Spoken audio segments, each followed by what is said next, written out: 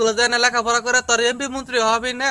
তোর মা বাপে তো মইরা বাচ্ছে, আমার উপরে চাপাইতে হয়ে গেছে। আমি আবার কোন জমিদার, কোন বড় লোক যে তোরে আমি বুঙ্গে বুঙ্গাই টেহা দিব? আমি কৃষক মানুষ, কাম কাজ করে খাই। আমি ধান মান বুনি, গুড়া ফসল করি, এগুলা না বেচলে ভাড়া আমি টাকা পয়সা পাবো কোনো? তোর মাস্টাররা বুঝে না?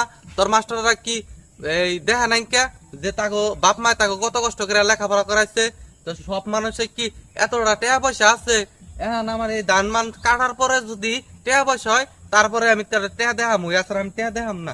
তুই জায়গা বাইতে যা। কিসে কান্দো কে? কাকা আমার স্কুলে যাওয়া নিয়ে না করছে, পরীক্ষার ফিস দেয় না। আরে না, তোমার কাকা তো এই ধরনের কোনো মানুষ না। তোমার কাকার আর্থিক অবস্থা মনে হয় খুব খারাপ, এর নিয়ে তোমার পড়ালেখা করবার নিয়ে না করছে। তোমার কাকার সাথে সাথে তুমি কাম করবা, পড়ালেখার পাশাপাশি কাম করবা। পড়ালেখার পাশাপাশি সংসারে কাম করলে পড়ালেখার কোনো ক্ষয়ক্ষতি হয় না। রাগ করা যাবো না, ঠিক আছে? তোমার কাকা যা বলে তুমি তা শুনবা, বাড়ি যাও।